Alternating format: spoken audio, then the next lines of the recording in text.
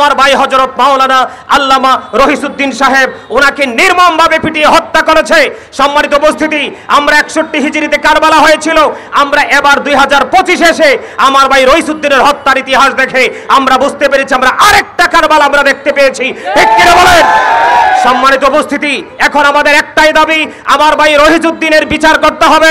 আমার ভাই রহিসউদ্দিনের এই যে হত্যার মামলার বিচার হবে, বিচার করতে হবে, তাদেরকে অ্যারেস্ট করতে হবে।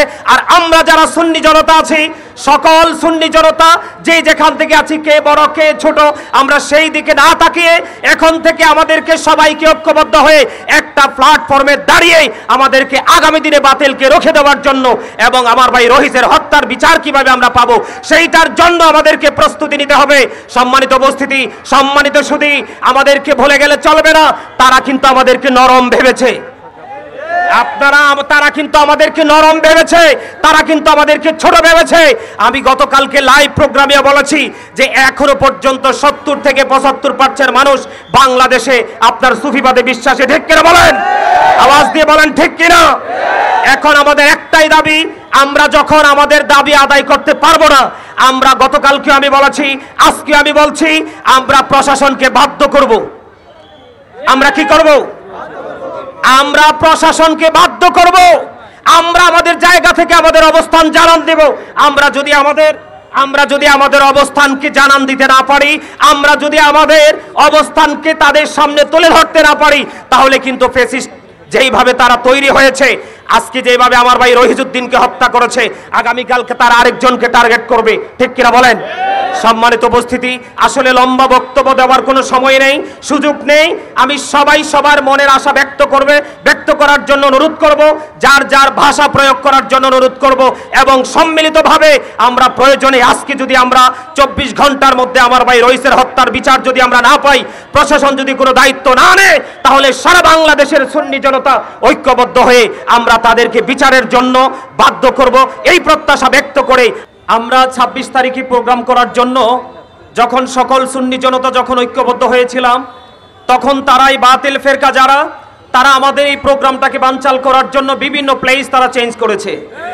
একটার পর একটা নাটকীয় প্লেস চেঞ্জ করার পরে যখন তারা আমাদের এই প্রোগ্রামটাকে কোনোভাবেই বানচাল করতে পারেনি, এটাকে রুখে দিতে পারেনি, এটাকে প্রতিহত করতে পারেনি, দেখেছে সারা বাংলাদেশের সুন্নি জনতা অপ্রতিরোধ্য গতিতে ঢাকার দিকে এগিয়ে চলছে, তখন সেটা দেখার জন্য তারা, আপনারা খেয়াল করেছেন কিনা আমি জানি না, আমি যখন ওখানে উপস্থিত ছিলাম, আমি কিন্তু আমারা ভাইয়েরা কে কি করছে সেদিকে যতটুকু নজর ছিল, তার চেয়ে বেশি নজর ছিল বাতিলদের দিকে।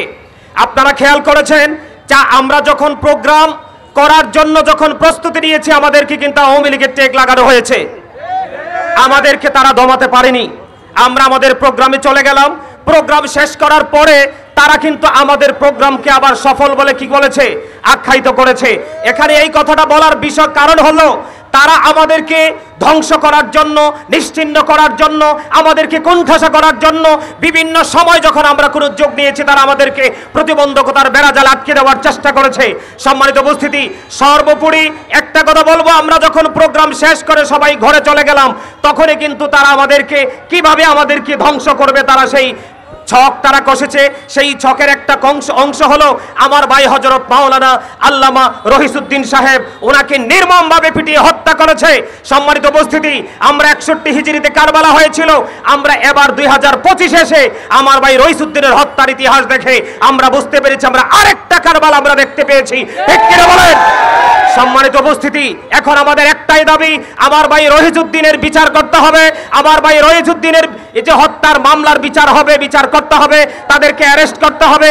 আর আমরা যারা সুন্নি জনতা আছি, সকল সুন্নি জনতা যে যেখান থেকে আছি, কে বড় কে ছোট, আমরা সেই দিকে না তাকিয়ে এখন থেকে আমাদেরকে সবাইকে ঐক্যবদ্ধ হয়ে একটা প্ল্যাটফর্মে দাঁড়িয়ে আমাদেরকে আগামী দিনে বাতিলকে রুখে দেওয়ার জন্য এবং আমার ভাই রহিসের হত্যার বিচার কিভাবে আমরা পাবো সেইটার জন্য আমাদেরকে প্রস্তুতি নিতে হবে। সম্মানিত উপস্থিতি, সম্মানিত সুধী, আমাদেরকে ভুলে গেলে চলবে না, তারা কিন্তু আমাদেরকে নরম ভেবেছে। তারা কিন্তু আমাদেরকে নরম ভেবেছে, তারা কিন্তু আমাদেরকে ছোট ভেবেছে। আমি গতকালকে লাইভ প্রোগ্রামে বলেছি যে এখনো পর্যন্ত 70 থেকে 75% মানুষ বাংলাদেশে আপনার সুফিবাদে বিশ্বাসে। ঠিক কিনা বলেন? আওয়াজ দিয়ে বলেন ঠিক কিনা? এখন আমাদের একটাই দাবি, আমরা যখন আমাদের দাবি আদায় করতে পারবো না, আমরা গতকালকে আমি বলেছি, আজকে আমি বলছি, আমরা প্রশাসনকে বাধ্য করব। আমরা কি করব? আমরা প্রশাসনকে বাধ্য করব। আমরা আমাদের জায়গা থেকে আমাদের অবস্থান জানান দেব।